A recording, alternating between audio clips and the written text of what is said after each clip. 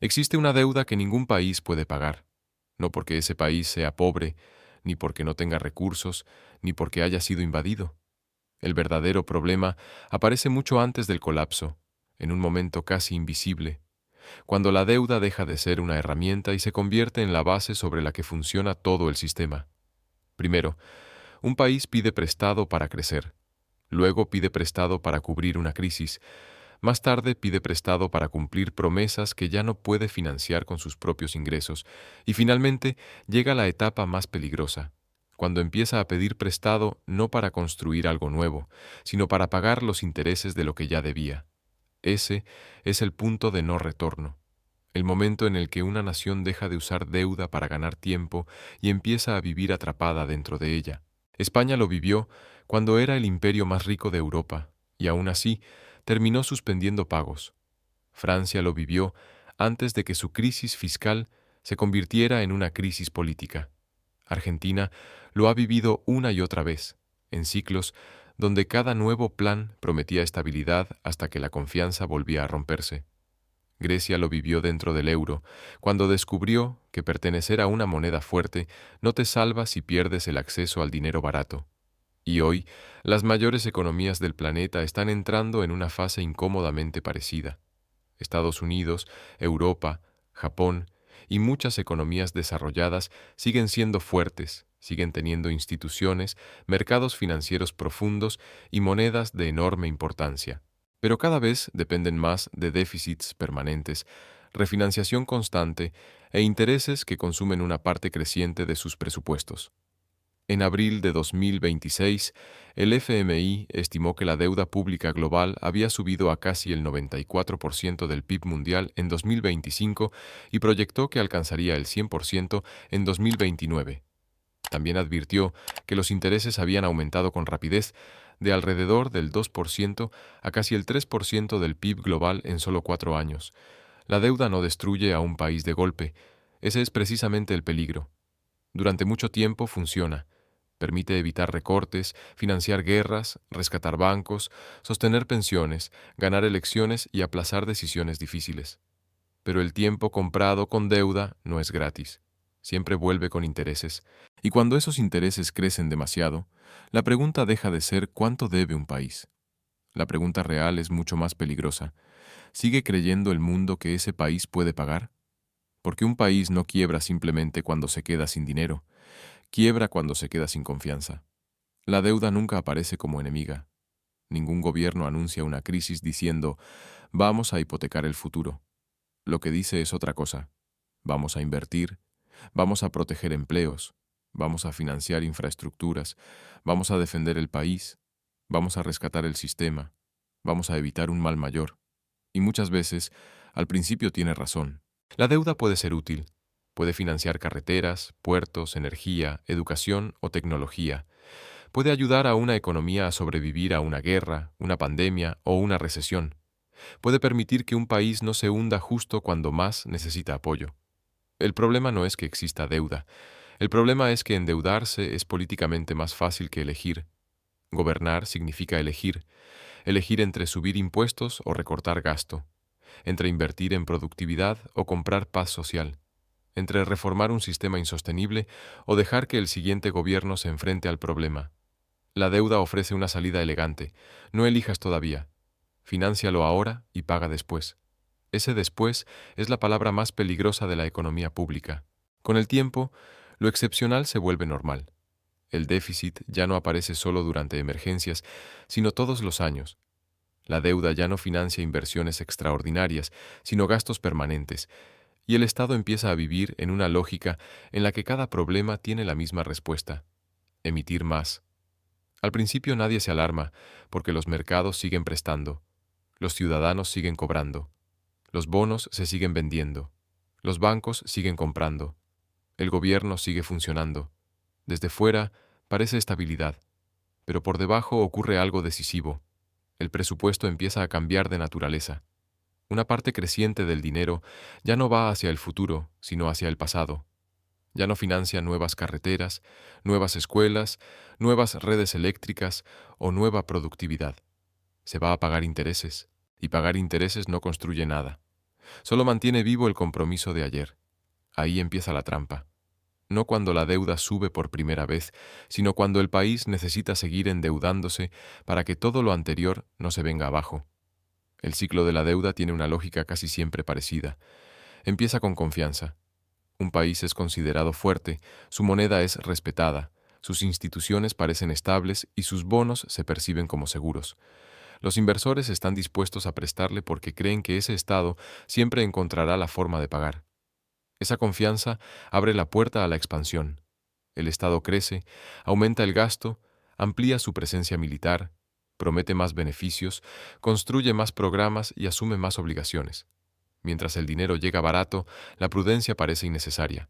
La deuda no se ve como una carga, sino como una herramienta de poder. Después llega el déficit permanente. Al principio se justifica por una emergencia, una guerra, una recesión, una crisis energética, una pandemia. Pero cuando la emergencia termina, el déficit no desaparece. El país se acostumbra a gastar más de lo que ingresa y empieza a tratar esa diferencia como algo normal. La siguiente etapa es la deuda creciente. Cada año de déficit añade una capa nueva. Cada crisis deja otra marca. Cada gobierno culpa al anterior, pero casi ninguno reduce de verdad la dependencia. Los números se vuelven enormes. Cientos de miles de millones, billones, porcentajes del PIB, vencimientos, refinanciaciones. El lenguaje técnico hace que el problema parezca lejano, pero la realidad es simple. El país ha prometido más de lo que puede pagar cómodamente. Luego aparecen los intereses. Esta es la etapa que menos se entiende y la que más cambia el juego. Mientras los tipos son bajos, una deuda enorme puede parecer manejable. Pero cuando los tipos suben, la deuda antigua empieza a refinanciarse a un coste mayor. El pasado se vuelve más caro. Y de pronto, el Estado descubre que una parte creciente de sus ingresos ya tiene dueño antes incluso de ser recaudada. La fase más delicada llega cuando la confianza empieza a erosionarse. No ocurre de un día para otro. Primero aparecen dudas, después titulares, luego rebajas de calificación, subidas en las rentabilidades, más presión sobre la moneda y ciudadanos que buscan refugio en activos más seguros. Los gobiernos suelen responder diciendo que todo está bajo control, pero en economía, cuando la calma necesita repetirse demasiado, suele ser porque ya no es tan evidente. La crisis llega cuando refinanciar deja de ser automático. Puede adoptar muchas formas: default, inflación, rescate, devaluación, austeridad, controles de capital o reestructuración. Cada país lo vive de manera distinta, pero la raíz es la misma. La deuda no explota solo porque un número sea grande, explota cuando el mercado deja de creer que ese número puede sostenerse. La deuda soberana no se apoya únicamente en impuestos, se apoya en una creencia colectiva, que mañana el país seguirá teniendo capacidad, voluntad y estabilidad para pagar. Cuando esa creencia se rompe, todo lo que parecía manejable cambia de significado. Para entender este patrón hay que empezar con España en el siglo XVI. En ese momento, el imperio español parecía una fuerza imposible de detener. Tenía territorios en Europa, colonias en América, rutas comerciales, ejércitos poderosos y acceso a una de las mayores fuentes de metales preciosos de la historia. Desde América llegaban barcos cargados de plata, y esa imagen alimentaba una idea muy peligrosa. Si España tenía tanta riqueza, ¿cómo iba a quebrar? Pero esa pregunta esconde un error que muchos países han repetido desde entonces. Tener riqueza no significa tener solvencia. España tenía plata, pero también tenía guerras constantes, una administración imperial carísima, ejércitos que mantener, territorios que defender y una corona que gastaba más rápido de lo que podía convertir esa riqueza en una base productiva duradera. El dinero entraba, pero también salía. Y salía hacia guerras, pagos a acreedores, importaciones y mantenimiento de un imperio cada vez más costoso. El problema no era solo cuánto recibía España, era qué hacía con esa riqueza. Una economía sólida transforma ingresos extraordinarios en productividad, industria, tecnología, infraestructura, capacidad fiscal y comercio competitivo. España, en cambio, dependía demasiado de los flujos de metales preciosos y del crédito de banqueros europeos. El imperio parecía rico, pero su estructura financiera era cada vez más frágil. Los prestamistas confiaban porque España tenía poder, territorios e ingresos futuros. Pero cada guerra exigía nuevos préstamos, Cada préstamo generaba nuevos intereses y cada vencimiento obligaba a buscar más financiación. Poco a poco, una parte del futuro ya estaba comprometida antes de llegar. Entonces ocurrió lo que parecía imposible. El imperio que recibía la plata de América dejó de poder pagar como había prometido. Felipe II suspendió pagos varias veces durante su reinado. El FMI recuerda que en 1596 incumplió su deuda por cuarta vez. La lección de España no es que la riqueza no importe. Claro que importa. La lección es más incómoda. La riqueza mal administrada puede crear una ilusión de invulnerabilidad. España confundió plata con productividad, poder imperial con solvencia e ingresos extraordinarios con una economía sostenible. Y cuando los acreedores aprenden que incluso el rey más poderoso puede no pagar, el dinero cambia de precio. Los intereses suben, las condiciones se endurecen y la confianza empieza a costar más. España no dejó de ser imperio de un día para otro, pero su sistema financiero ya había revelado una grieta profunda. Un país puede parecer rico mientras se está volviendo insolvente. Esa fue la advertencia española. 2 siglos después, Francia mostró otra cara del mismo problema. A finales del siglo XVIII, Francia era una de las mayores potencias de Europa. Tenía población, cultura, ejército, influencia y una monarquía que parecía representar siglos de continuidad. Pero detrás del brillo de Versalles había una realidad incómoda. El Estado francés estaba atrapado por su deuda. La corona había financiado guerras costosas, acumulado déficits y sostenido una estructura fiscal llena de privilegios. Necesitaba dinero, pero el sistema estaba diseñado de tal manera que los grupos con más capacidad para pagar eran también los que tenían más poder para resistirse. La nobleza y el clero defendían sus exenciones, mientras el peso fiscal recaía de forma desigual sobre una sociedad cada vez más tensa. Aquí la deuda dejó de ser un problema contable y se convirtió en una pregunta política. ¿Quién debe pagar cuando el Estado ya no puede sostener sus promesas? Esa pregunta puede parecer técnica, pero rara vez lo es. Subir impuestos implica tocar intereses. Recortar gasto implica tocar vidas. Reformar privilegios implica desafiar a quienes se benefician del sistema. Francia necesitaba una solución financiera, pero cualquier solución financiera real exigía una transformación política.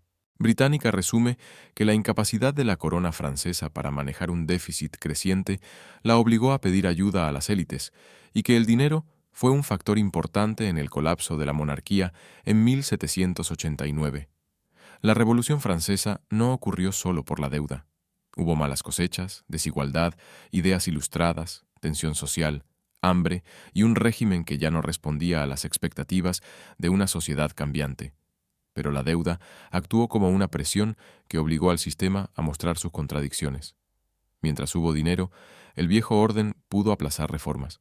Cuando el dinero empezó a faltar, las preguntas que se habían evitado durante años se volvieron inevitables. ¿Por qué unos pagaban más que otros? ¿Por qué los privilegios eran intocables? ¿Por qué el pueblo debía cargar con el coste de un sistema que no lo representaba? Francia enseñó algo que sigue siendo válido. Una crisis de deuda no siempre termina en una crisis financiera. A veces termina en una crisis de legitimidad. Cuando un Estado ya no puede financiarse sin hacer visible la injusticia de su propio sistema, el problema deja de estar en los libros contables. Pasa a las calles, a las instituciones y a la pregunta más peligrosa de todas: ¿quién tiene derecho a mandar? España mostró que un imperio rico podía quebrar. Francia mostró que la deuda puede poner en duda la autoridad misma del Estado. Argentina es uno de los casos modernos más poderosos porque muestra cómo una crisis de deuda puede convertirse en ciclo. No hablamos de un país sin recursos. Argentina tiene tierra fértil, energía, talento, capacidad agrícola, historia de prosperidad y una sociedad con enorme potencial. Pero también tiene una relación traumática con la deuda, la moneda y la confianza. El patrón argentino no se entiende como un solo episodio, sino como una repetición: déficit, deuda, desconfianza, fuga de capitales, inflación, devaluación, reestructuración y nuevo comienzo. Cada nuevo plan promete romper el ciclo, pero cada crisis deja una memoria que hace más difícil creer en el siguiente. Durante los años 90, Argentina intentó resolver su problema histórico de inflación con una medida extrema: la convertibilidad. Un peso equivalía a $1. Al principio, funcionó. La inflación cayó, la estabilidad volvió y los mercados recuperaron confianza. Para millones de personas, parecía que el país había encontrado una salida definitiva al caos monetario. Pero esa estabilidad tenía un coste. Si tu moneda está atada al dólar, pierdes flexibilidad. No puedes devaluar fácilmente cuando pierdes competitividad. No puedes emitir sin poner en duda todo el sistema. Y si además acumulas deuda, déficit y recesión, la promesa que antes generaba confianza empieza a convertirse en una jaula. Eso ocurrió en Argentina. La economía se debilitó, la deuda se volvió cada vez más pesada, la confianza cayó, y los ciudadanos empezaron a temer por sus ahorros. El FMI describe que en diciembre de 2001, Argentina impuso un congelamiento parcial de depósitos, perdió acceso a los mercados, sufrió fuga de capitales, declaró default parcial y en enero de 2002 abandonó formalmente el régimen de convertibilidad. El corralito no fue solo una medida bancaria, fue una ruptura psicológica. Millones de personas descubrieron que el dinero que creían suyo ya no estaba disponible como pensaban. El salario perdió valor, los ahorros quedaron atrapados, la moneda se desplomó y la confianza en el sistema sufrió una herida profunda. Y una vez que la confianza se rompe, la economía cambia de naturaleza. Ya no se trata solo de balances o tipos de cambio, se trata de miedo. Miedo al banco, miedo al gobierno, miedo a la moneda, miedo a que la historia vuelva a repetirse. Desde 2001, Argentina ha caído varias veces en default de deuda soberana internacional, incluyendo 2001, 2014 y 2020, según un informe del Parlamento Europeo. Ese dato importa porque muestra la verdadera dificultad. No basta con reestructurar bonos, cambiar ministros o anunciar un nuevo plan. Una crisis de deuda también destruye reputación, y la reputación es uno de los activos más difíciles de reconstruir. Los inversores recuerdan, los ciudadanos recuerdan, las empresas recuerdan, los ahorradores recuerdan, y cuando todos recuerdan, todos se protegen. Compran dólares, sacan capital, exigen más rentabilidad, suben precios antes de tiempo y desconfían de la moneda. Esa reacción individual puede ser racional, pero colectivamente hace que el sistema sea más frágil. Argentina enseña una lección central. La deuda no se paga solo con dinero, se paga con credibilidad. Y cuando la credibilidad se destruye, recuperarla puede tomar generaciones. Grecia mostró una versión distinta de la trampa. No era un imperio como España, ni una monarquía en crisis como Francia, ni una economía atada al dólar como Argentina. Grecia formaba parte del euro, y precisamente por eso su historia es tan importante. El euro prometía estabilidad, tipos más bajos, acceso a financiación y una moneda fuerte. Durante un tiempo, esa promesa pareció cumplirse. Grecia podía endeudarse a costes menores, porque los mercados asumían que pertenecer a la zona euro reducía el riesgo. El dinero barato hizo que el peligro pareciera lejano, pero la confianza puede convertirse en ilusión. Los déficits se acumularon, la deuda creció y los mercados siguieron prestando hasta que dejaron de hacerlo. Cuando los inversores empezaron a dudar de las cuentas públicas griegas y de la capacidad del país para sostener su deuda, todo cambió. Los bonos dejaron de parecer seguros, los intereses subieron y Grecia descubrió una limitación brutal. No controlaba plenamente la moneda en la que estaba atrapada. No podía devaluar el dracma porque el dracma ya no existía. No podía imprimir euros libremente porque el Banco Central Europeo no era un banco central nacional griego, y salir del euro implicaba un riesgo económico y político enorme. Grecia estaba dentro de una moneda fuerte, pero con una economía que ya no podía financiarse sola.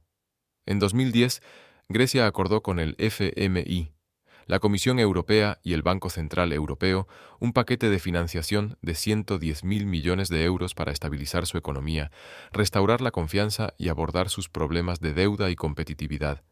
Pero ningún rescate es gratis. Llegaron recortes, subidas de impuestos, reformas, supervisión y condiciones. El país siguió existiendo, los bancos siguieron funcionando y el euro siguió en pie. Pero Grecia perdió algo más profundo: margen de decisión. Porque cuando debes demasiado, tus decisiones dejan de tomarse solo en tu capital. Se toman también en reuniones con acreedores, en documentos técnicos, en calendarios de desembolsos y en condiciones que limitan lo que un gobierno puede prometer a sus ciudadanos.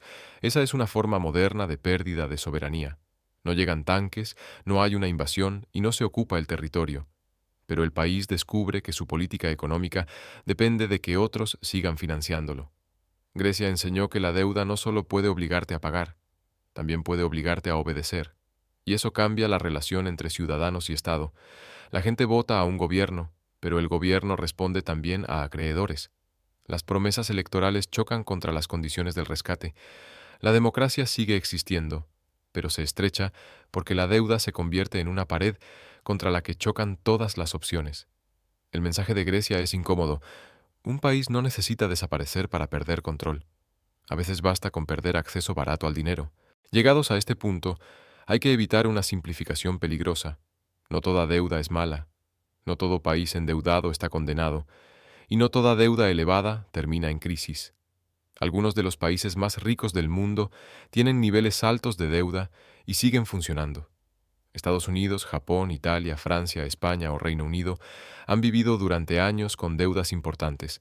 Por eso la pregunta correcta no es simplemente cuánta deuda tiene un país. La pregunta correcta es si puede sostenerla. Y la sostenibilidad depende de varias condiciones. La primera es la moneda. No es lo mismo deber en una moneda que tú emites que deber en una moneda extranjera. Un país que emite la moneda en la que se endeuda tiene más margen para refinanciarse y coordinarse con su banco central. Pero ese poder no es infinito. Si se abusa demasiado, el coste puede aparecer como inflación, devaluación o pérdida de confianza. La segunda condición es el crecimiento. Una deuda grande puede ser manejable si la economía crece rápido, porque el PIB aumenta, los ingresos fiscales suben y la carga relativa baja. Pero una deuda menor puede volverse peligrosa si la economía se estanca. La deuda no se mide solo contra el presente, sino contra la capacidad futura de producir riqueza. La tercera son los intereses.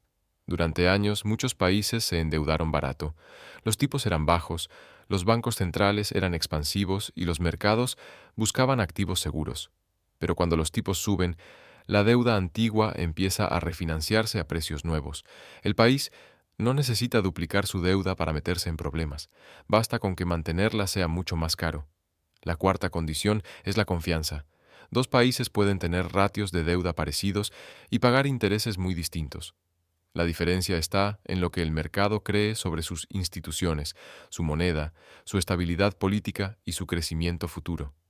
Los inversores no compran solo bonos, compran una expectativa de que el país no hará algo desesperado.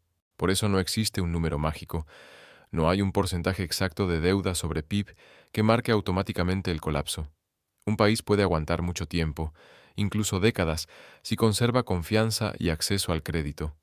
El problema es que nadie sabe exactamente dónde está el límite hasta que lo cruza. Y cuando lo cruza, suele descubrir que las opciones que antes parecían disponibles ya no lo están. Durante décadas, las grandes economías han respondido a cada crisis con más deuda.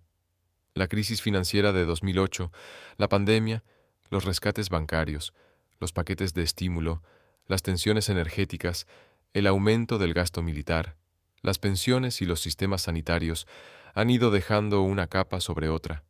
Cada shock encontró una respuesta parecida. Más déficit ahora, más financiación después.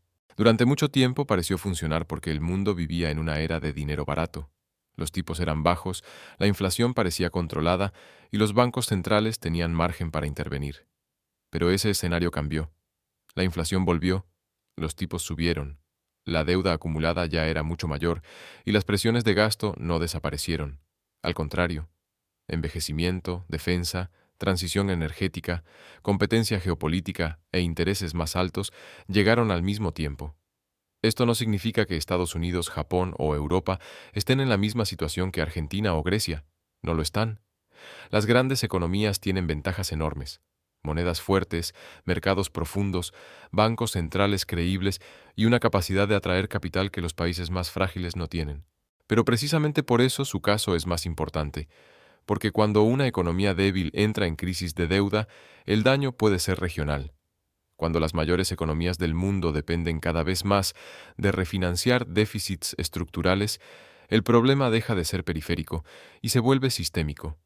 Estados Unidos es el ejemplo central, no porque esté al borde de un default tradicional, sino porque su trayectoria fiscal muestra una dependencia creciente de deuda, déficits e intereses.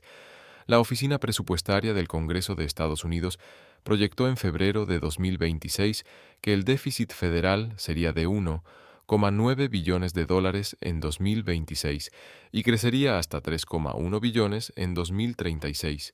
También proyectó que la deuda federal en manos del público subiría hasta el 120% del PIB en 2036. La cifra importa, pero la tendencia importa más. Una guerra termina, una pandemia termina, una recesión termina.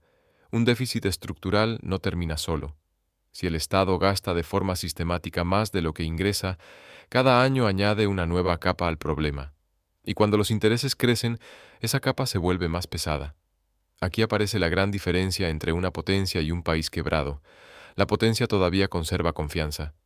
Mientras el mundo crea que sus bonos son seguros, el sistema puede seguir funcionando, con tensiones, con inflación, con ajustes, con debates, pero funcionando. El problema es que la confianza no suele desaparecer de forma ordenada.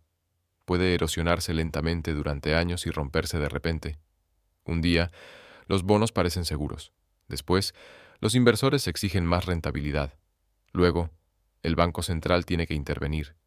Más tarde, la moneda se debilita. Los gobiernos anuncian medidas de emergencia y todos preguntan cómo nadie lo vio venir. Pero sí se veía. Solo que mientras la deuda funciona, parece que no importa. Una de las frases más repetidas en economía pública es que un país no necesita pagar toda su deuda, solo refinanciarla. Técnicamente, es cierto. Los estados no funcionan como una familia, no tienen que cancelar toda su deuda de golpe. Pueden emitir nuevos bonos para pagar bonos antiguos y mantener deuda durante generaciones. Pero esa idea esconde una condición esencial. Pueden hacerlo mientras alguien quiera prestarles a un precio razonable. Refinanciar no es magia. Refinanciar es confianza convertida en mercado. Si los inversores creen en ti, refinancias barato. Si dudan, refinancias caro. Si entran en pánico, no refinancias. Y cuando eso ocurre, las teorías desaparecen y queda la realidad. El país dependía de una puerta que acaba de cerrarse. Grecia pudo refinanciar hasta que no pudo. Argentina pudo refinanciar hasta que no pudo. España imperial pudo endeudarse hasta que sus acreedores dejaron de creer. Francia pudo aplazar sus problemas hasta que la necesidad de dinero obligó a abrir una crisis política. La deuda es peligrosa precisamente porque no parece peligrosa mientras se puede renovar. Todo funciona hasta el día en que el mercado exige condiciones imposibles. Y cuando ese día llega, casi siempre es tarde para corregir sin dolor. Cuando un país entra en una trampa de deuda, no se queda sin opciones. El problema es que todas son costosas. La mejor salida es crecer. Si la economía crece más rápido que la deuda, el peso relativo disminuye, aumentan los ingresos fiscales, mejora la capacidad de pago y el país gana margen. Pero el crecimiento no se decreta. Requiere productividad, inversión, energía, educación, innovación, instituciones estables y confianza. Es la salida más limpia, pero también la más difícil. Otra salida es subir impuestos. Puede aumentar ingresos, pero tiene límites económicos y políticos. Si se hace mal, puede frenar inversión, consumo y empleo. Si se percibe como injusto, puede convertir una crisis fiscal en una crisis social. También está el recorte del gasto. En teoría parece sencillo. En la práctica, cada partida presupuestaria es el ingreso de alguien, una pensión, un salario público, una subvención, un contrato, un hospital, una universidad, una carretera o una base militar. Recortar gasto no es mover números, es tocar intereses reales. La cuarta salida es la inflación. Es la más silenciosa. El Estado paga, pero paga con dinero que vale menos. No declara default, no dice que incumple, pero reduce el valor real de sus compromisos. El coste se distribuye de forma desigual y suele caer con más fuerza sobre quienes tienen salarios fijos, ahorros en moneda local o menos capacidad para protegerse. La quinta salida es el default o la reestructuración. El país reconoce que no puede pagar como prometió y negocia plazos, intereses o quitas. Puede aliviar la carga a corto plazo, pero deja una marca profunda en la credibilidad. La fantasía política es que exista una sexta salida, no hacer nada y esperar a que el problema desaparezca. Pero la deuda rara vez desaparece, solo cambia de forma. Si no se paga con crecimiento, se paga con inflación. Si no se paga con impuestos, se paga con recortes. Si no se paga con disciplina, se paga con crisis. Siempre se paga. La única pregunta es quién paga, cuándo y de qué manera. Si volvemos al patrón, la pregunta es inevitable. ¿En qué etapa están hoy las grandes economías?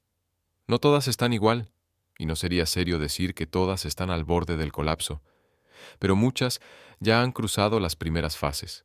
Conservan confianza, han expandido el gasto, mantienen déficits persistentes y acumulan deuda creciente. La etapa decisiva ahora son los intereses. Mientras los intereses fueron bajos, la deuda parecía manejable, pero con tipos más altos, la presión cambia. Cada bono que vence debe refinanciarse en un entorno distinto. Cada año de déficit se suma a una base más grande. Cada punto adicional de interés reduce espacio para otras prioridades. La línea roja es la confianza. Mientras los mercados crean que Estados Unidos, Europa o Japón pueden sostener su deuda, el sistema continúa. Pero si esa confianza empieza a romperse, los números que antes parecían abstractos se vuelven políticos, sociales y monetarios. Ese es el verdadero riesgo. No necesariamente un colapso inmediato, sino una pérdida gradual de libertad fiscal. Un escenario donde cada presupuesto tiene menos margen, cada gobierno hereda menos opciones y cada crisis exige más deuda para ser contenida. La deuda cambia de naturaleza cuando el gobierno deja de preguntarse solo qué necesita el país y empieza a preguntarse qué aceptarán los mercados. Ese es el momento en que los acreedores no gobiernan directamente, pero limitan el campo de juego. Las promesas electorales chocan con la prima de riesgo. Las reformas se calculan según la reacción de los bonos. Las decisiones internas quedan condicionadas por la financiación externa. Ese fue el descubrimiento de Grecia. Fue también la presión que enfrentaron Argentina, Francia y España en contextos distintos, y podría convertirse en la tensión central de las grandes economías si siguen acumulando compromisos sin una capacidad real de financiarlos. La deuda es una promesa de que el futuro tendrá suficiente riqueza para pagar lo que el presente decidió aplazar. Pero si el presente acumula demasiadas promesas, el futuro deja de ser una esperanza y se convierte en un acreedor, y tarde o temprano ese acreedor llama. La historia ofrece tres finales posibles. El primero es el ajuste ordenado. El país reconoce el problema antes de perder la confianza, reduce déficits de forma gradual, reforma el gasto, invierte en productividad y protege su credibilidad. Es el mejor final, pero también el más difícil políticamente, porque exige sacrificios ahora para evitar una crisis después. Y en política, el coste de hoy casi siempre pesa más que el riesgo de mañana. El segundo final es la erosión lenta. El país no entra en default abierto, pero permite que la inflación y la depreciación reduzcan el valor real de sus compromisos. El sistema sigue funcionando, pero la clase media siente que trabaja más para vivir peor. Los salarios pierden poder, los ahorros se debilitan y la confianza se desgasta sin una fecha clara de ruptura. El tercer final es la crisis abrupta. La confianza se rompe, los intereses suben de golpe, los mercados se cierran, la moneda cae y el gobierno anuncia medidas de emergencia. Entonces, llegan rescates, recortes, controles, default o reestructuración. Es el escenario que todos creen que solo les ocurre a otros países hasta que deja de ser teoría. España creyó que la plata bastaría. Francia creyó que podía sostener un régimen lleno de privilegios mientras su deuda crecía. Argentina creyó que cada nuevo plan podía borrar la memoria del anterior. Grecia creyó que una moneda fuerte podía protegerla de una economía frágil. Las grandes economías actuales tienen más margen que todos ellos. Pero margen no significa inmunidad, significa que pueden aplazar el problema durante más tiempo. Y esa es una ventaja peligrosa, porque cuanto más tiempo se aplaza una decisión difícil, más costosa suele ser cuando finalmente llega. La deuda no es solo un número en una hoja de cálculo, es una promesa de que el futuro tendrá suficiente crecimiento, suficientes trabajadores, suficiente productividad y suficiente confianza para pagar lo que el presente decidió no enfrentar. Durante años, incluso décadas, esa promesa puede sostenerse. Los gobiernos refinancian, los bancos compran bonos, Los mercados aceptan nuevas emisiones y los ciudadanos se acostumbran a un sistema que parece estable. Pero la estabilidad financiada con deuda tiene una condición: que todos sigan creyendo que mañana será posible pagar. Cuando demasiadas promesas se acumulan, la fractura rara vez aparece en un solo lugar. Puede empezar en los intereses, pasar al presupuesto, contaminar la moneda, presionar a los bancos y terminar transformándose en una crisis política. En ese momento, el problema ya no es contable, es una crisis de confianza. España no cayó porque le faltara riqueza. Francia no explotó porque le faltara poder. Argentina no sufrió porque le faltaran recursos. Grecia no perdió control porque le faltara una moneda fuerte. Todos enfrentaron, desde ángulos distintos, la misma verdad. Ningún país puede prometer eternamente más de lo que su economía puede sostener. La deuda es peligrosa precisamente porque al principio funciona. Evita el ajuste, calma a los mercados y permite sobrevivir a una crisis. Por eso los gobiernos vuelven a usarla una y otra vez hasta que lo excepcional se convierte en permanente y lo permanente se vuelve dependencia. Ese es el riesgo para las grandes economías actuales. No que mañana desaparezcan, no que colapsen de golpe, sino que se acostumbren a vivir dentro de una trampa que todavía parece manejable: déficits constantes, deuda creciente, intereses cada vez más grandes y una confianza casi religiosa en que siempre habrá alguien dispuesto a prestar un poco más. La historia no dice que el colapso sea inevitable, pero sí deja una advertencia incómoda. Cuanto más tiempo un país usa deuda para evitar decisiones difíciles, menos opciones le quedan cuando esas decisiones finalmente llegan, porque la deuda siempre parece controlada hasta que deja de estarlo. Y cuando eso ocurre, el problema ya no es cuánto debe un país. El problema es si alguien sigue creyendo que puede pagarlo. Si este vídeo te dio una nueva perspectiva, suscríbete, porque en un mundo construido sobre deuda, entender quién puede pagar y quién solo está ganando tiempo puede ser la diferencia entre ver venir la próxima crisis o descubrirla demasiado tarde.